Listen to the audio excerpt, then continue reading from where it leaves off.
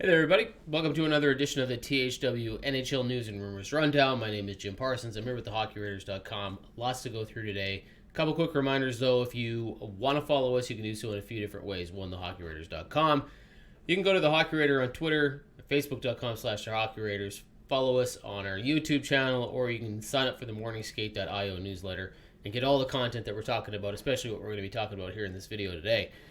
Here's a couple things that are going on in the NHL. The big week news was the coaching changes in the NHL. Montreal and Edmonton, the Oilers removed Dave Tippett as head coach. He had lots of opportunities, a 7-game losing streak for the Oilers, then followed by a 5-0-1 record, then 2 games lost right out of the All-Star break. Ken Holland, general manager of the Oilers, finally decided, you know what, we got to do something. We only got 38 games left here, not enough time to afford another big, long losing streak. So Tippett and Jim Playfair are out. Jay Woodcroft and Dave Manson from the AHL Bakersfield Condors are in. And the Oilers won their first game out of the gate with Woodcroft as head coach. Much better effort all around by the Oilers. So we'll see if that can spark this team onto a run and get them back into the playoff picture. Also changes in Montreal. Dominic Ducharme is out. The Montreal Canadiens have moved on. Jeff Gordon and Kent Hughes decided to release Dominic Ducharme of his duties, and in comes Martin St. Louis. No coaching experience in the NHL at all. Was coaching youth hockey prior to coming in for the job, but he had a lot of good things to say about what he wants to do with the Canadiens team. He's saying, I'm not here to babysit. He does expect that he's going to give himself a shot at maybe a long-term future here with the Montreal Canadiens, although a lot of people are just wondering if this is just something temporary until the Canadiens can decide which way they're going to shape their roster moving forward. But it's up to St. Louis. If he has a good return, a good outing here with the Canadiens, maybe he'll get a job. Which is also interesting because there's talk now that Vincent Lecavalier, a former St. Louis Tampa Bay teammate, is now in the running for a job in Montreal. Reports are as much as the assistant GM position, but that's been shot down by both Lecavalier and Kent Hughes, who are saying, no, Lecavalier is in Tampa Bay with his young family. He's not leaving Tampa Bay. He might come and be part of this organization, but we need to find a job for him to do from that location until things can change. So we'll see what really happens there.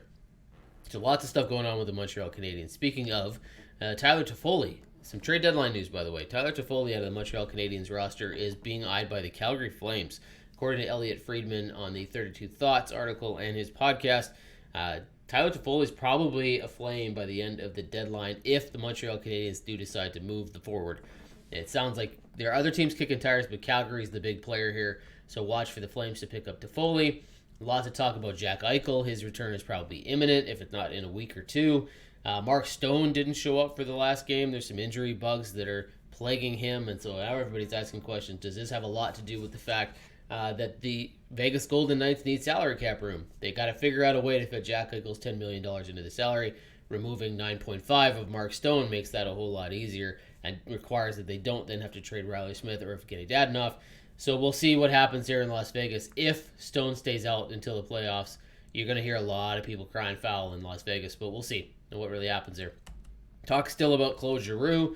He has not made up his mind as regards to the trade out of Philadelphia, but the Colorado Avalanche are apparently kicking tires on this one. Not sure how they're going to make it work. Cap-wise, they don't have a lot of space, less than $1 million or around $1 million, and Giroux is about $8 million, so how they're going to fit that in either means retaining salary from Philadelphia, moving a contract back from Colorado, or a third team getting involved here, and we'll see if that even plays out, even if we don't even know. Does Giroux even want to get traded? We'll see.